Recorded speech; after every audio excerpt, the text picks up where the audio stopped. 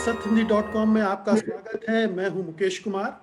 आज राष्ट्रीय स्वयंसेवक संघ के प्रमुख मोहन भागवत जी ने एक बयान दिया है, एक इंटरव्यू दिया है बेसिकली महाराष्ट्र की एक पत्रिका विवेक को, और उसमें उन्होंने कुछ ऐसी बातें कही हैं जिन पर चर्चा की जानी चाहिए। जैसे उन्होंने कहा कि भारत में मुसलमान सबसे ज़्यादा संतुष्ट हैं किसी दूसरे देश की तुलना में।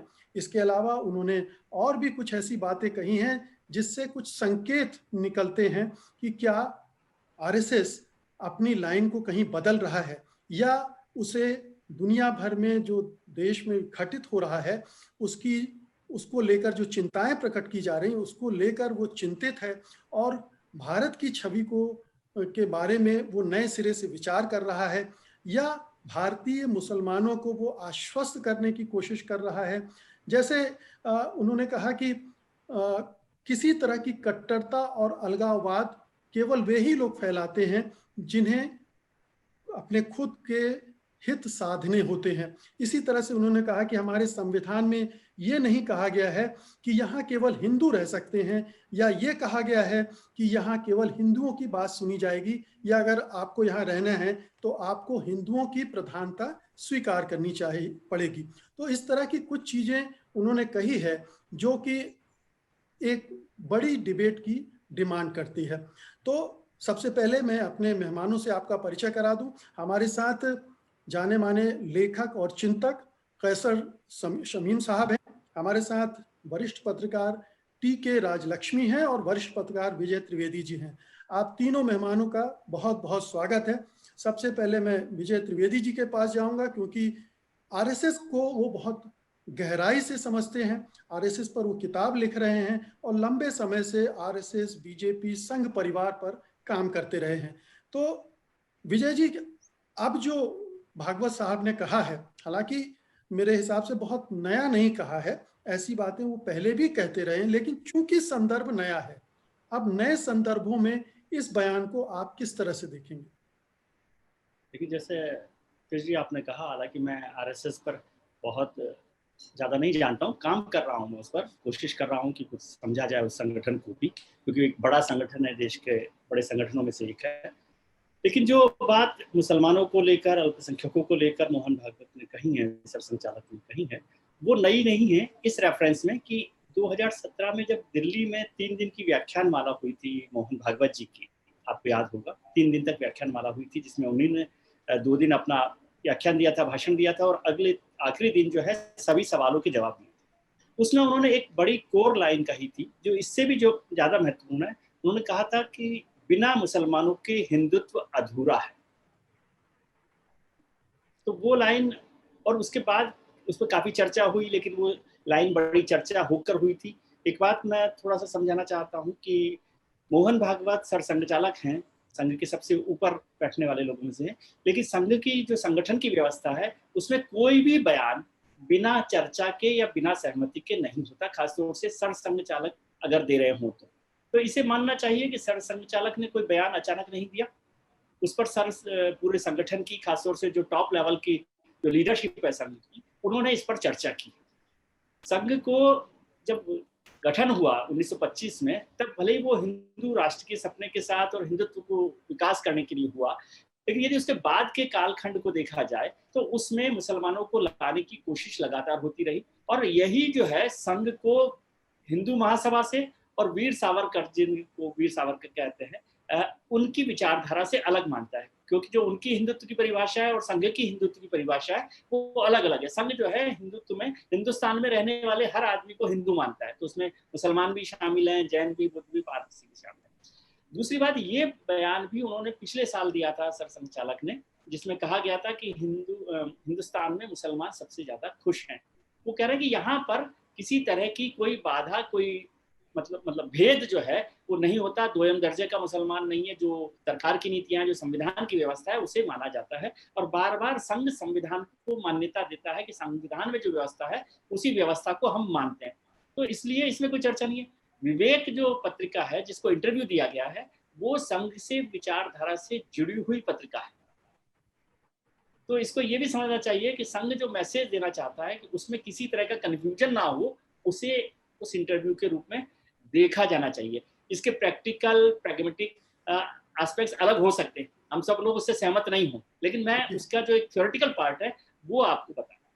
जी, लेकिन विजय जी, हम नए संदर्भों में इस बयान को देख रहे हैं। हम इस बयान को केवल नहीं देख रहे हैं, हम संदर्भों को भी देख रहे हैं। जिस तरह के हालात पिछले कुछ सालों में देश में बने हैं, और खास तौर से 1-1.5 साल से जिस तरह से मुस्लिम समुदाय पर अटैक हो रहे हैं, हम ये कैसे कह सकते हैं कि यहाँ सबसे ज्यादा संतुष्ट हैं, सबसे ज्यादा खुश हैं? क्या ये जो भागवत साहब ने कहा है वो इस सच्चाई की कसौटी पर खरा उतरता है, या फिर इस तरह का माहौल बनाने के लिए इस तरह का बयान दिया गया होगा? इसको मैं आपको बोला, थ्योरेटिकल तौर पर ये बात ठीक है, प्रैक्टिकल तौर पर आप अभी तक जितने दंगे हुए उसमें कोई यदि उसको देखा जाए कानूनी तौर पे, तो संघ के कोई लोग सीधे सीधे शामिल उसमें नहीं दिखाई देते आपको। फिर एक सरसंघ चालक हैं जो संघ के प्रमुख हैं, जिन्होंने कहा है कि हिंदुस्तान में मुसलमान खुश हैं और बिना मुसलमानों के हिंदुत्व अधूरा है। दूसरी तरफ प्रधानमंत्री हैं जो भारतीय जनता पार्टी को लीड भी कर रहे हैं, देश को लीड कर रहे हैं, उन्होंने कहा, अपना नया नारा दिया 2019 में, सबका साथ सबका विकास के साथ सबका विश्वास।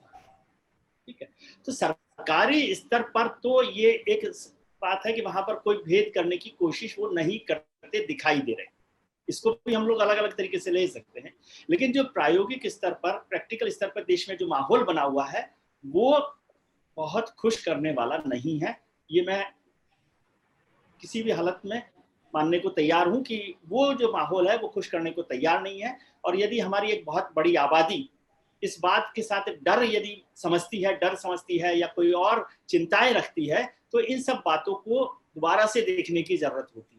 लेकिन बार बार यदि कोई संघ का या संगठन का लीडर ये बात कहता है, तो वो उसे मैसेज के तौर पे भी देखना चाहिए कि वो अपने वर्कर्स को, अपने कार्यकर्ता को, अपने स्वयंसेवक को ये मैसेज करना चाहता है कि यदि आप किसी इस रास्ते से थोड़ा भटक रहे हैं तो उस पर आने की कोशिश करनी चाहिए। राजलक्ष्मी जी, आप इसको किस तरह से देखेंगी कि आखिरकार भागवत साहब या संघ के लोग बार बार इस तरह की बातें क्यों कह रहे हैं? उनको कहने की जरूरत ही क्यों पड़ रही है? जरूरत इसलिए पड़ रही होगी कि परिस्थितियां कुछ और कह रही हैं, शंकाएं कुछ और पैदा हो रही हैं, और उनके समाधान के लिए या फिर जो अंतर्राष्ट्रीय और राष्ट्रीय स्तर पर आलोचनाएं हो रही हैं उनके बरक्स एक ऐसा विमर्श खड़ा करने की कोशिश की जा रही, नरेटिव, जिससे वो उसकी धार भोतरी हो सके। जी, हाँ, मैं आपकी पहली बात से बिल्कुल जो सहमत हूँ कि जो जरूरत क्या पड़ गई उनको इस तरीके का जो उन्होंने स्टेटमेंट दिया है। तो ये उन्होंने 2017 में भी कहा था, और वो भी अक्टूबर के ही महीने में। तो अक्टूबर के साथ शायद पता नहीं कुछ खास इम्पोर्टेंस होगा, ये मुझे पता नहीं, पर अक्टूबर में उन्होंने पिछले बार भी कहा था और ये अक्टूबर में भी फिर कहा उन्होंने। और जो European commission of human rights है, ये मैंने पढ़ा किसी न्यूज स्टोरी में, कि उन्होंने जो है क्रिटिसाइज किया है इंडिया के रिकॉर्ड का, जो अल्पसंख्यकों पर जो हमले हो रहे हैं उसके कॉन्टेक्स्ट में उन्होंने जो इंडिया की आलोचना की है, मतलब इंडियन गवर्नमेंट की आलोचना की है।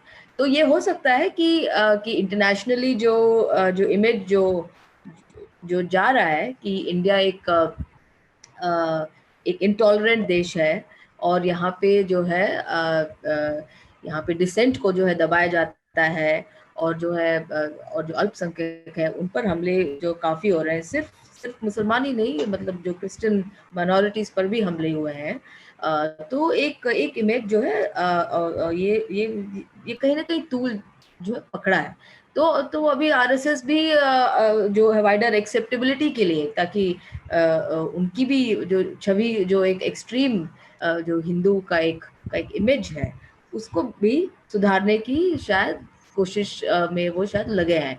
लेकिन जो असली में जो हो रहा है, जो जमीन पे हम लोग सब जो देख रहे हैं, वो तो कोई और ही वास्तविकता है। अब क्या उन्होंने कोई सर्वे कराया है मुसलमानों का? इस प्रकार के असेसमेंट पर आए हैं वो कि मुसलमान सेटिस्फाइड है इस देश में और वो बहुत ही खुश है, मतलब जो आजकल जो हैप्पीनेस का एक वो चल रहा है ना, बैरोमीटर, क्या उन्होंने ऐसा कुछ सर्वे कराया है? ये तो मुझे नहीं लगता। तो ये किस बेसिस पर ये कंक्लूजन उन्होंने पर आए हैं, ये किसी को जो समझ में नहीं आ रहा है। क्योंकि अगर आप कुछ दिनों में जो कई तरीके के वारदात हुए हैं, जो सीए के खिलाफ सीए के साथ जो समर्थन नहीं रखते थे, उसमें हम लोग भी थे, बहुत लोग थे, सिर्फ जो है किसी एक समुदाय के लोग नहीं थे। अब उनके खिलाफ किस प्रकार से इस देश की व्यवस्था, देश की पुलिस जो है लगी हुई है, हाँ, एक चुन चुन के जो अरेस्ट करना, उनके पीछे हाथ धोकर जो है पड़ जाना। उसके बाद अभी भी जो पूर्वी दिल्ली में स्थिति बिल्कुल जो है सामान्य नहीं है, जैसे रिपोर्ट्स जो है बताते हैं, वहाँ माहौल अभी भी कुछ उस प्रकार के तत्व हैं जो माहौल खराब करने के लिए जो है लगे हुए हैं। और बहुत सारी चीजें हैं। अब ये कि उनको एक कि कोई भी जो इन्वेडर, उन्होंने ये भी कहा है उस आर्टिकल में कि आज तक कोई फॉरेन इन्वेडर इस देश में आके जो है बस नहीं, मतलब हमने उनको इतना इम्पोर्टेंस दिया है और किसी देश में फॉरेन इन्वेडर को इतना इम्पोर्टेंस नहीं दिया गया। तो ये बात भी कौन इन्वेडर है और कौन नहीं है, अगर देखा जाए तो इस देश के मूल निवासी तो आदिवासी है, बाकी सभी इन्वेडर है अगर देखा जाए तो। और जो इस देश में पैदा हुए हैं वो इस देश के नागरिक हैं, वो हमारा संविधान कहता है ना। तो ये जो उन्होंने दो तीन जो बातें कही, और ये कहे कि इंडिया जो हिंदू है नेचर में, ये भी सही नहीं है, क्योंकि इंडिया का जो डेफिनेशन हमारे संविधान में लिखा है वो एक सोवरेन, सोशलिस्ट, सेक्युलर और डेमोक्रेटिक रिपब्लिक है, जिसमें सेक्युलरिज्म जो है वो हमारे जो संविधान का बेसिक स्ट्रक्चर एक हिसाब से जो है माना जाता है। तो ये सब बातें जो है ना, जो ये ऐसे रखते, एक इमेज बिल्डिंग वाली बात है, वास्तविकता में कुछ भी नहीं बनता। जी केशव साहब, मैं आपके पास आ रहा हूँ। इसे इमेज बिल्डिंग की एक्सरसाइज माना जाए, या इतनी छूट आप आरएसएस को देना चाहेंगे कि शायद जो परिस्थितियां बन रही हैं उसके हिसाब से आरएसएस को लग रहा हो कि हमें बदलना चाहिए, दुनिया भर में उसकी जो छवि एक कंजर्वेटिव दकियानूसी संगठन की, हिंदुत्ववादी, कट्टर हिंदुत्ववादी संगठन की बन रही है, उससे अब वो मुक्ति पाना चाहता है, और इसलिए इस तरह के बयान देना अपने कार्यकर्ताओं को, अपने कैडर को, उनको अब नए ढंग से सोचने के लिए एक लाइन देना, क्या इसका एक मकसद ये भी हो सकता है? क्या इस तरह से भी आरएसएस में सोचा जा रहा होगा? मुझे नहीं लगता है। देखिए, जॉर्ज ऑरवेल का एक मशहूर नॉवेल है 1984। उसका एक कैरेक्टर कहता है कि हम शब्दों को उसकी हड्डियों तक छील के उस पर नए मानी का गोश्त पोस्ट चढ़ा देंगे। तो संघ वाले ये काम बहुत दिनों से कर रहे हैं कि लफ्जों को से खेलते हैं। ये लफ्जों के बाजीगर हैं, यानी मैजिशियन है वर्ड्स के, शब्द के। इन्होंने कहीं डिक्शनरी मीनिंग में एक लफ्ज को इस्तेमाल करते हैं, कहीं उसको टर्म के तौर पर इस्तेमाल करते हैं।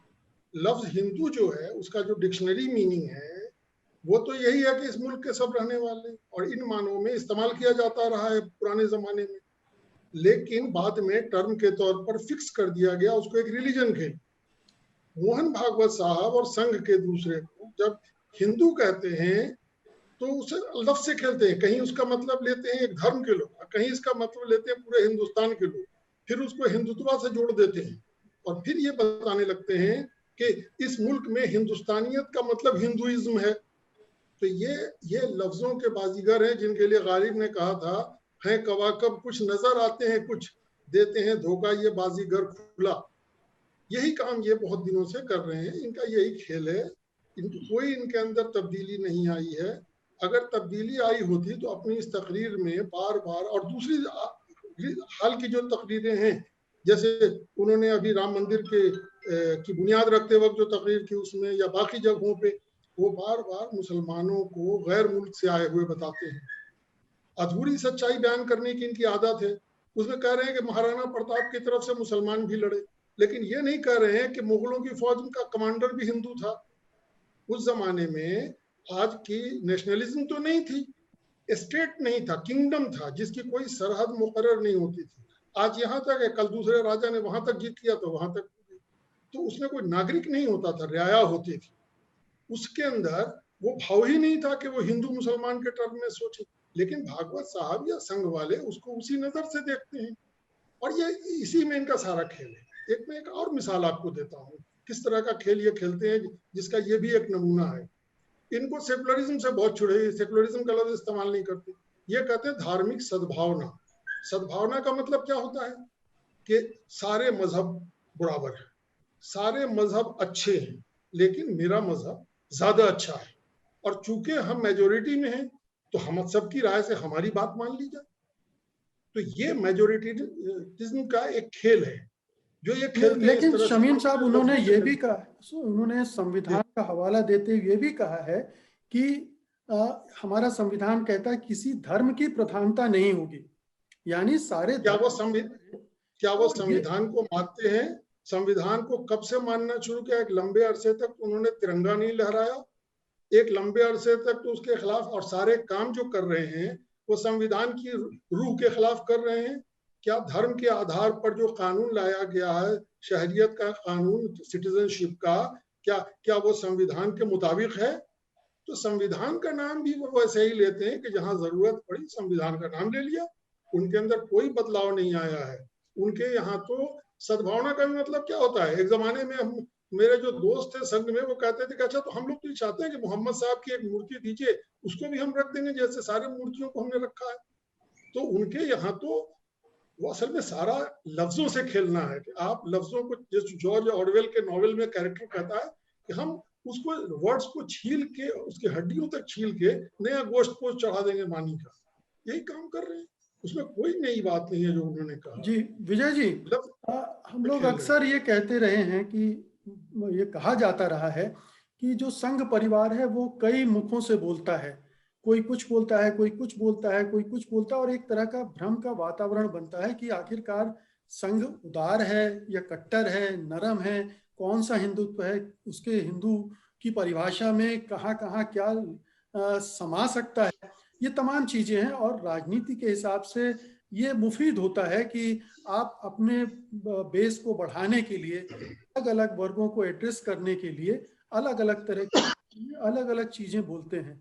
तो क्या इसको इस संदर्भ में भी देखा जा सकता है कि भागवत कुछ और बोलते हैं, योगी कुछ और बोलते हैं, उनकी भाषा को देखिए, वो दूसरी भाषा में बात करते हैं, अमित शाह की भाषा कुछ अलग होती है। तो ये जो बहुत सारे मुख हैं उनकी भाषा है और इनका कथनी और करनी का अंतर है इनमें। जी हाँ, बिल्कुल आपने सही कहा, यही बात है असल में। समीम साहब, ये क्वेश्चन मेरा विजय त्रिवेदी जी से है। जी अच्छा जी, शमीम साहब भी बोलना चाहते हैं? नहीं आप बोल रहे हैं, आपसे जब सवाल किया गया उनसे भी इसमें आपकी बात से सहमत हूं मैं कि कोई भी पॉलिटिकल ऑर्गेनाइजेशन या कोई भी ऑर्गेनाइजेशन अपना जो बेस है उसको बढ़ाने के लिए बहुत सारी चीजों को इस्तेमाल भी करता है, उसमें कई बदलाव भी होते हैं, अलग अलग चीजें भी होती हैं। लेकिन यदि ऑर्गेनाइजेशन का हेड अगर कोई बात कह रहा है और उसके बाद हम ये सवाल करें कि अलग अलग लोग कह रहे हैं, तो ये हमें तय करना है कि हम ऑर्गेनाइजेशन के हेड की बात को माने या नहीं माने।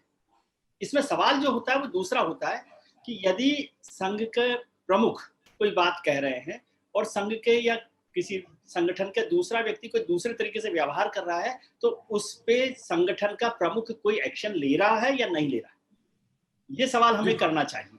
बिल्कुल सवाल ये है कि यदि कोई दूसरा व्यक्ति कोई दूसरे रास्ते पर चल रहा है तो उसके खिलाफ क्या कोई कार्रवाई हुई है, तब तो उस संगठन के प्रमुख की बात का मायने है या नहीं मायने है। लेकिन संघ का या संगठन का प्रमुख यदि कोई बात कर रहा है तो हमें मानना चाहिए कि उसकी बात के रास्ते पर चलते मानते हुए उस पर सवाल खड़ा करना चाहिए कि क्या ये बात मानी जा रही है या नहीं मानी जा रही। सेक्युलरिज्म की बात शमीम साहब ने कही, उस पर मैं थोड़ा सा स्पष्ट करूं कि हमेशा ही संघ ये बात कहता रहा कि सेक्युलरिज्म को जो परिभाषा है हमारी मौजूदा, उसमें हम मानते हैं एंटी रिलीजन, कि उसमें सरकार में या संस्था में जो व्यवस्था है हमारे संविधान में, सेक्युलरिज्म का मतलब है कि वो किसी भी धर्म के पक्ष में नहीं है। संघ कहता है कि हम सेक्युलरिज्म को जो पंथ की बात कर रहे हैं शमीम साहब, या धार्मिक सद्भाव की बात, कि हम सभी धर्मों को बराबर मानते हैं। मतलब वो एंटी रिलीजन के तौर पर नहीं देखते सेक्युलरिज्म को, सभी रिलीजन को साथ में मानने की, सबको बराबर मानने की बात करते हैं। हिंदुत्व उनका एजेंडा है, इसमें कोई बात छुपी नहीं है। लेकिन हिंदुत्व को मैं बार बार बात करता हूँ कि हम लोगों को भी थोड़ा सोच में बदलना चाहिए कि सावरकर के हिंदुत्व को यदि हम संघ के हिंदुत्व के तौर पर देखेंगे तो हमेशा कंफ्यूजन होता है। हम लोगों के दिमाग पे सावरकर का हिंदुत्व इतना छाया हुआ है, जबकि मैं इतने समय से अध्ययन कर रहा हूँ संघ को, तो बार बार संघ के अलग अलग प्रतिनिधि सावरकर के हिंदुत्व को स्वीकार नहीं करते, जिसमें मुसलमानों के लिए या जो जो लोग जिनकी पुण्य भूमि पुत्र भूमि का जिसका जिक्र सावरकर करते हैं, उसको संघ स्वीकार नहीं करता। बल्कि एक और चर्चा मैं करता हूँ कि गुरु गोलवलकर ने, जब श्यामा प्रसाद मुखर्जी जो हिंदू महासभा से आए थे जनसंघ बनाने के लिए, तो उनको उन्होंने सबसे पहली बात कही कि जनसंघ को, जो भारतीय जनसंघ उस समय बनाया गया 19, तो उसको आप हिंदू महासभा की तरह से मत बनाइए और उसे सब धर्मों के लिए खुला रखिए। ये जो फैक्ट्स हैं उस पर मैं बात कर रहा हूँ। फिर बात होगी कि क्या क्या हो रहा है, क्या क्या नहीं हो रहा है, इसलिए हमारे पास सवाल खड़े करने के रास्ते। लेकिन विजय जी ये बहुत सारी चीजें हैं जो इतिहास से जुड़ी हुई हैं, लेकिन वर्तमान में जो व्यवहार में जो हमको देखने में आ रहा है, लोग तो सारा सभी ने सावरकर को नहीं पढ़ा है, सभी ने गोलवलकर को नहीं पढ़ा है। हेडगेवार से लेकर अभी तक जितने भी सरसंघ चालक हुए हैं, उन्होंने कैसे कैसे अलग अलग मौकों पर अलग अलग बातें कही और उनके क्या मायने थे, उनसे वो वाकिफ नहीं है। तो आज के संदर्भ में जो कुछ घटनाएं घट रही हैं, उनके हिसाब से हमें सोचना पड़ेगा। कैसर साहब कुछ कहना चाह रहे थे। जी हाँ, देखिए ऐसा है कि ये जो सद्भावना और इसकी जो बात है सेकुलरिज्म की, ये वही घालमेल है लफ्जों से खेलना।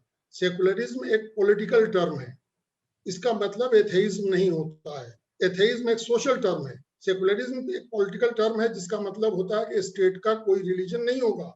एथेइज्म एक सोशल टर्म है, इसका मतलब है कि वो आदमी किसी धर्म को नहीं मानता है।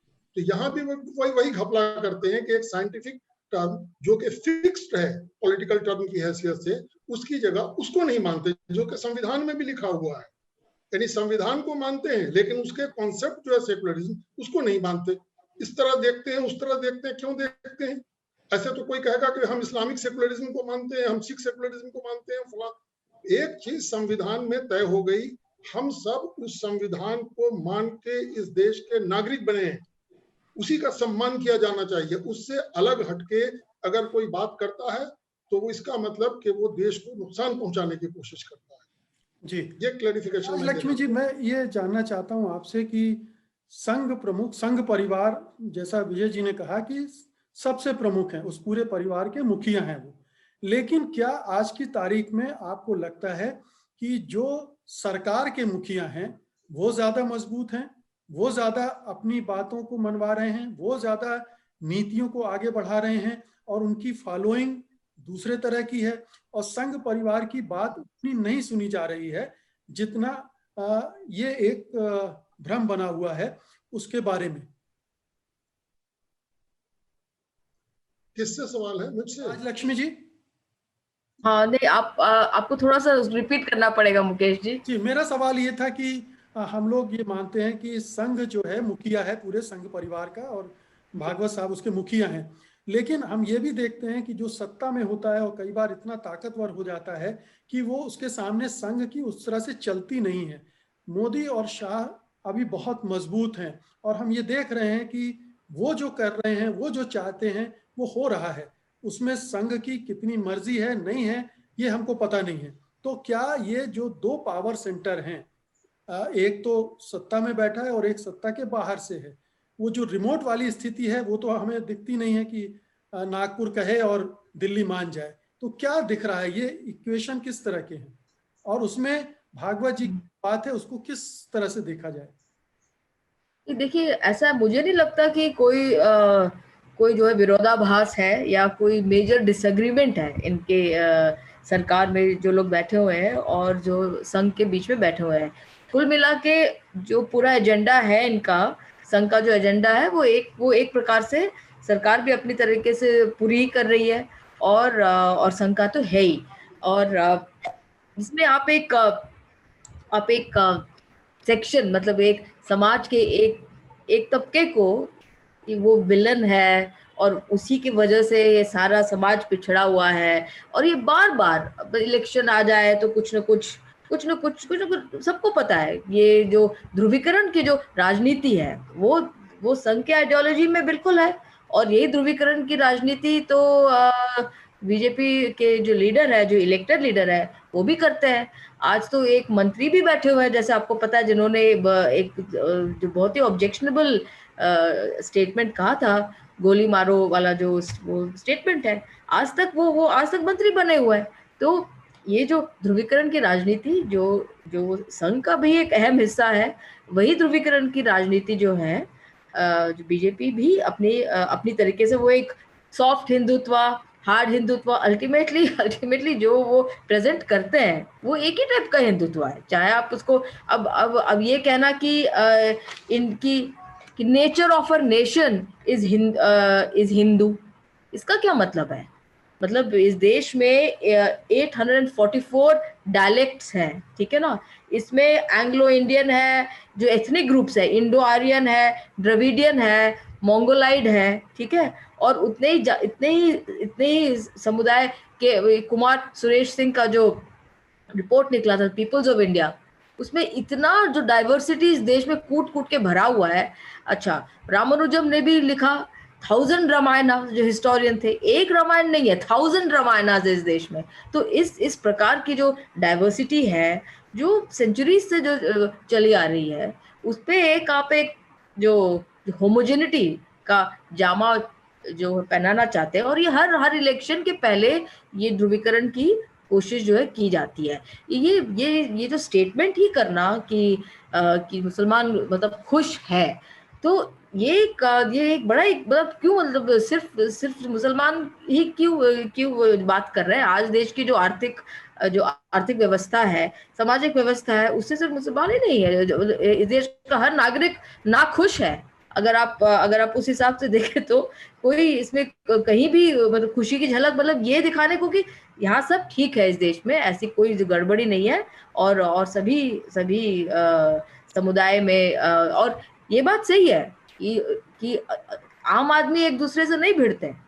आम आदमी एक दूसरे से बिल्कुल एक उस लेवल पे उनके बीच में है, सौहार्द है, और वो जो प्यार मोहब्बत सब है।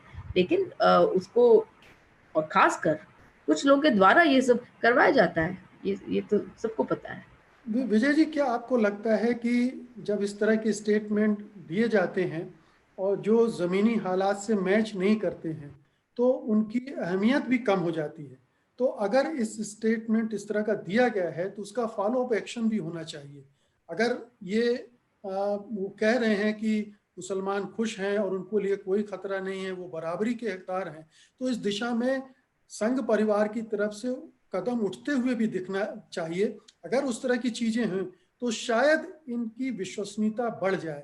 अन्यथा अगर वो कुछ बोल रहे हैं और दूसरी चीजें हो रही हैं, तो फिर कैसे कोई भरोसा करेगा कि भागवत साहब जो बोल रहे हैं वो राजनीतिक बयानबाजी नहीं है, वो संघ की आइडियोलॉजी का सही प्रतिरूपण है। जी, मैं इस बात से बहुत इत्तेफाक रखता हूँ। और जब व्याख्यान माला हुई थी तब भी मैंने ये सवाल किया था कि जो बात कही गई है, क्या वो परकोलेट हो रही है, क्या वो नीचे तक जा रही है, क्या उस बात को वो लोग जिनको एग्जीक्यूट करना है वो उसे स्वीकार कर रहे हैं? ये सवाल महत्वपूर्ण है। और लेकिन उसमें विजय जी, क्या ये समस्या परकोलेशन की है, नीचे जाने की है? अगर संघ परिवार पूरे देश में अपनी बात पहुंचा सकता है, तो क्या अपने कैडर में नहीं पहुंचा सकता है? वहां कोई परकोलेशन का मतलब कि क्या वो एक्सेप्ट कर रहा है कैडर उस बात को, जैसी कही गई है वैसी के वैसे उसको स्वीकार कर रहा है? वो दिखाई नहीं देता है। लेकिन मैं बार बार कह रहा हूँ, क्योंकि मैं कोई भी संगठन हो, चाहे कांग्रेस हो, बीजेपी हो, संघ हो, उससे ज्यादा चिंता इस बात की करता हूँ कि जिन लोगों को सवाल उठाने चाहिए, हम जो लोग हैं, यदि वो ज्यादा ताकतवर तरीके से सवाल उठाते रहेंगे कि आपने जो बात कही है वो एग्जीक्यूशन के लेवल पर नहीं है, तो सब लोगों को रास्ते पर आना पड़ेगा। लेकिन मुश्किल ये हो रही है कि ज्यादातर कुछ बहुत गिने चुने लोग हैं जो ये सवाल उठा रहे हैं। राजलक्ष्मी जी सवाल उठा रही हैं, शमीम साहब उठा रहे हैं, मुकेश जी उठा रहे हैं, विजय त्रिवेदी उठा रहे हैं, ये कुछ गिने चुने लोग हैं। ये पूरा देश या जो बड़ी तादाद है वो जब ये सवाल उठाने लगेगी तो फिर किसी की हिम्मत नहीं होगी कि उस बात पर नहीं चला जाए। मुझे चिंता उस बात की है कि अभी माहौल उस तरह का नहीं बना है कि सब लोग इस बात पर सवाल खड़ा करें कि जो कथनी और करनी में जो अंतर है, जो फासला है, उसे कैसे मिटाया जाए। कैसर साहब, ये थोड़ा सा मुझे विरोधाभासी बात लग रही है कि जो दुनिया की सबसे बड़ी पार्टी है, दुनिया का सबसे बड़ा एक संगठन है, वो कुछ कह रहा है और वो अपने लोगों को उसके लिए तैयार नहीं कर पा रहा है, मतलब वह उसके कार्यकर्ता जो हैं वो दूसरी दिशा में जा रहे हैं, वो ज्यादा एग्रेसिव हो रहे हैं। तो क्या ये नियंत्रण से बाहर हो गया है मामला? और अगर ऐसा है जी तो बहुत खतरनाक संकेत हैं, फिर तो ये चीजें बढ़ती जाएंगी। देखिए, जिस मामले में वो चाहते हैं कि कैडर उनके कहे पर अमल करे, उसमें करता है कैडर अमल। वो उनका बयान इसलिए नहीं होता है कि वो अपने कैडर को एड्रेस कर रहे हैं जो, और ये कह रहे हैं, ये अगर करना चाहें तो उनकी ऑर्गेनाइजेशन के अलग माध्यम है जिससे वो अपनी वैसी बात कहा करते हैं। ये तो कई वजह हैं। एक वजह वो है जो राजलक्ष्मी जी ने कहा कि बाहर उनकी तो बड़ी बद हो रही है, बड़ी बदनामी मुल्क की हो रही है इन लोगों की वजह से।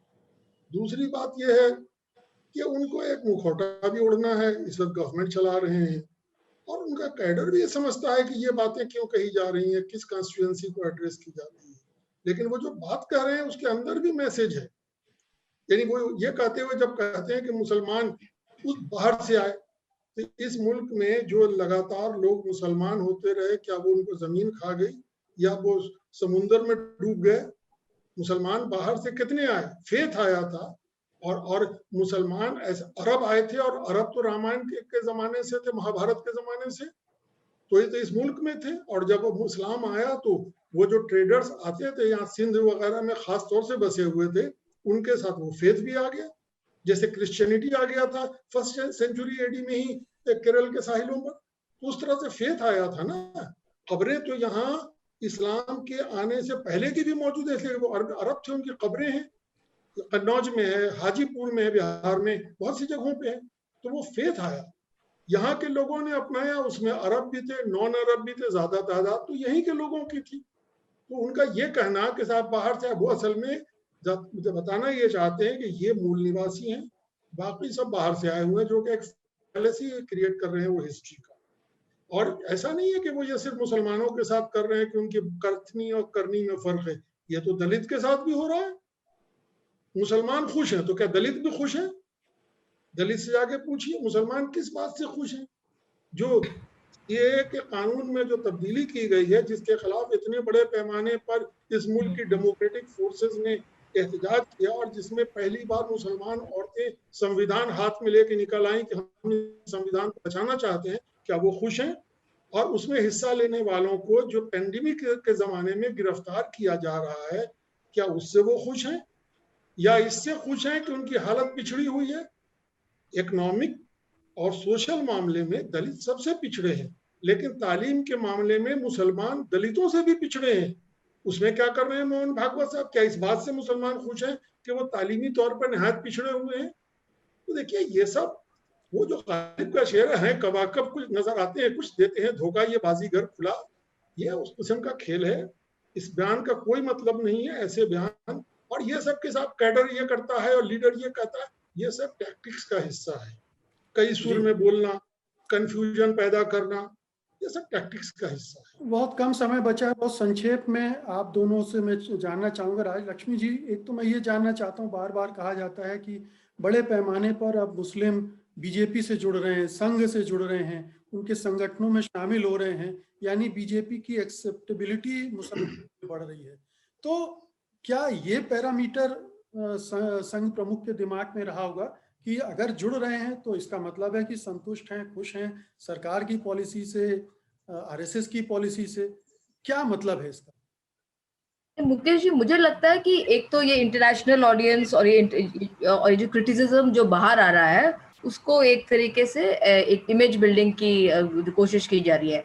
मतलब देश में लोगों का क्या विचार है उससे तो कोई मतलब नहीं रखता है संघ। इंटरनेशनली उनको अपना इमेज बिल्ड करना है ना। अच्छा, और ये जो कि मुसलमान खुश है, ये क्यों इस कॉन्टेक्स्ट में मुझे अभी स्ट्राइक किया, ये सीएए के कॉन्टेक्स्ट में जरूर कहा होगा कि सीएए का अब कोई विरोध नहीं है, और अब जो है सभी अब खुश है इसको। ये एक कि इसमें टोटल सहमति है सभी लोगों से। और क्योंकि जहां तक बीजेपी का सवाल था और संघ का सवाल था, उनके लिए तो जो सीएए का जो विरोध है वो सिर्फ एक मुस्लिम इशू था, जबकि ये था ही नहीं। जबकि ये तो सांप्रदायिकता के खिलाफ जो सीए का कानून बना था उसके जो है उसके खिलाफ था। पूरा जो मूवमेंट चला था जो है ना कि देश में सांप्रदायिकता ना हो, है ना। सांप्रदायिकता जो सीए कानून की वजह से जो होने वाला था या हो रहा था, सांप्रदायिकता का जो पूरा कॉन्टेक्स्ट था उसके खिलाफ था ये मूवमेंट। तो ये अब और उसमें सिर्फ जो मुसलमान ही नहीं थे, सभी जो इस देश के सभी नागरिक जो फिरका परस्ती से। जी 1 मिनट की टिप्पणी में विजय जी से चाहूंगा अंत में। विजय जी अंत में बिल्कुल समअप कर दीजिए कि भागवत जी के बयान को कुल मिलाकर कैसे देखा जाए इतनी डिबेट के बाद। एक चीज मैं छोटी सी इसमें क्लियर कर दूं कि जो मुझे समझ में आई ये बात कि मुसलमानों के हिंदुस्तान में खुश होने का जो रेफरेंस है हमेशा संघ और बीजेपी वो पाकिस्तान के मुसलमानों के रेफरेंस में देता है। उनके लिए हिंदुस्तान और पाकिस्तान ही मुसलमान और हिंदू है। तो पाकिस्तान का मुसलमान के मुकाबले में हिंदुस्तान का मुसलमान ज्यादा बेहतर स्थिति में है, ये उसका रेफरेंस है, ऐसा मुझे समझ में आता है। हो सकता है कि गलत हो, एक बड़ी वजह है। और इकोनॉमिक जैसे राजलक्ष्मी जी ने कहा, साहब ने भी कहा, तो वो तो सबके लिए बराबर स्थितियां हैं। कितने हम खुश हैं, कितने नहीं हैं, क्या स्थितियां चल रही हैं, वो सबके बारे में पता है। और इंटरनेशनल ऑडियंस के लिए ध्यान रखना, ये मेरे को लगता है इस बात में कोई मुझे इनकार करने की बात नहीं लगती। इंटरनेशनल ऑडियंस को वो ध्यान में रखते हैं और एक इमेज मेकिंग, इमेज बिल्डिंग का जो प्रोसेस है वो सब संगठन चलाते हैं, इसमें भी कोई बुराई वाली बात नहीं। लेकिन बहुत बहुत शुक्रिया विजय जी, समय खत्म हो गया है इसलिए मैं आपको रोक रहा हूँ। आप तीनों मेहमानों का बहुत बहुत धन्यवाद इस महत्वपूर्ण विषय पर गंभीर चर्चा के लिए। धन्यवाद आप सबका। सत्य हिंदी के और वीडियोस को देखने के लिए हमारे YouTube चैनल को सब्सक्राइब करें और सीधे नोटिफिकेशन पाने के लिए बेल आइकन दबाएं।